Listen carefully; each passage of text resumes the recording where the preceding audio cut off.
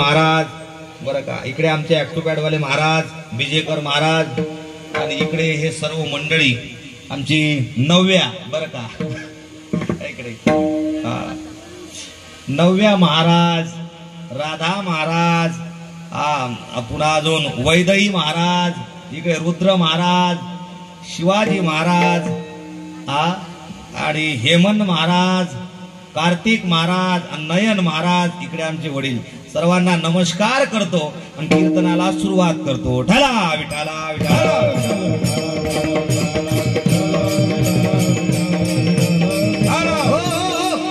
कारण कसं आहे, लग्नात वराडी नसलं तर त्या वराड्याला काही, नवरदेवाला काही किंमत नाही. जरा मग इकडे पाहत जा तुम्ही, तिकडे कोणी येऊ देत जा आता. हा लक्षात घ्या, लग्नात जर नवरदेवाच्या मागं वराडी नसलं तर त्या नवरदेवाला काही किंमत आहे का? काही किंमत नाही. तसं कीर्तनकाराच्या मागं जर टाळकरी नसले तर त्या कीर्तनकाराला काही किंमत हे वराड होय लग्नातलं इकडे, यांच्यामुळे शोभा आहे. म्हणून जेवढे कीर्तनात टाळकरी जास्त तेवढा तो आनंद येत असतो बरं का. किती आनंद महाराज. कीर्तन चांग, कीर्तन चांग,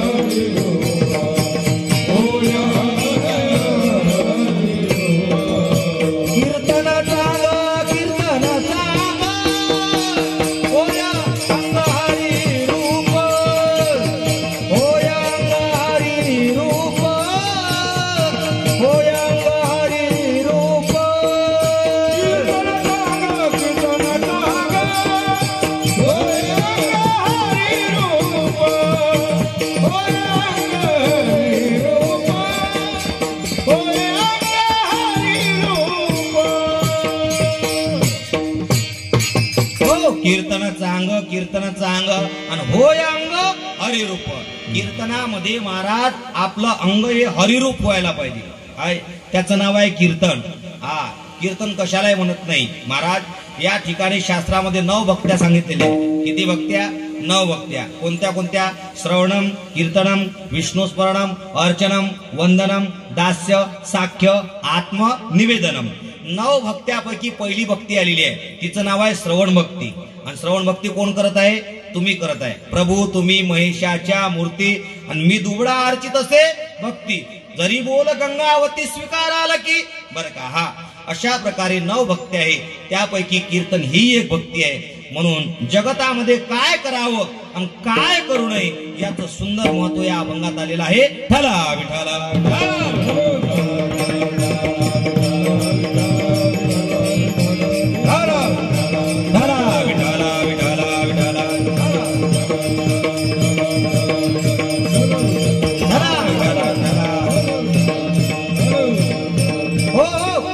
उपजनिया पुढते येऊ आणि काला खाऊ दही भात.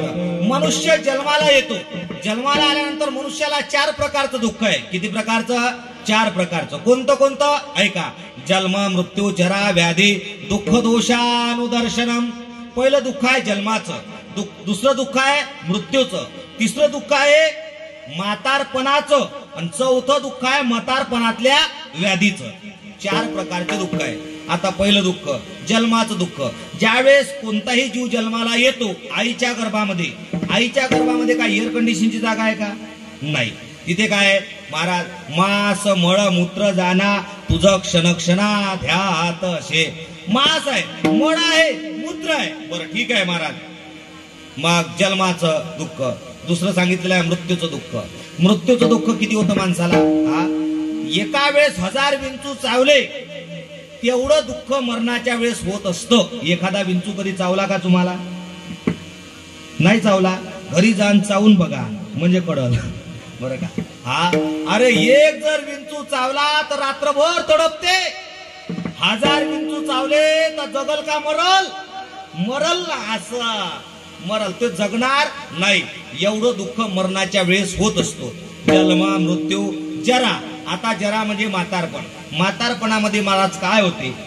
म्हातारपणामध्ये चालता येत नाही, म्हातारपणामध्ये बोलता येत नाही, म्हातारपणामध्ये हरिपाठात नाचता येत नाही. नाचता येते का? म्हातारपणामध्ये महाराज पंढरीची वारी करता येत नाही, केदारनाथ बद्रीनाथ हरिद्वार ऋषिकेश इकडे जाता येत नाही. जाता येते का? बरं, याही पुढचं सांगू का? म्हातारपणात व्यवस्थित देवाचं नावही सुद्धा घेता येत नाही. घेता येते का? नाही तर आता तुम्ही म्हणाल लावा म्हातारा लोकांना, गोपाला गोपाला देवकी नंदन गोपाला, गोपाला गोपाला देवकी नंदन गोपाला,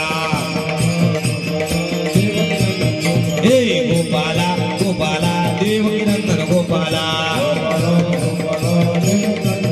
हो म्हाताऱ्या माणसाला गोपाला म्हणाला, ते गोपाला नाही म्हणत, ते म्हणते भोपाला भोपाला देवकी नंदन गोपाला. बरं का? गोपाला येत नाही कारण का महाराज? केस पिकले दात पडले, पाय तनगडते आता, दलित इंद्रिय झाले, बुद्धीची तुटली दशा, वासनी तुझ भोवते, किती जन्म घालावे आम्ही.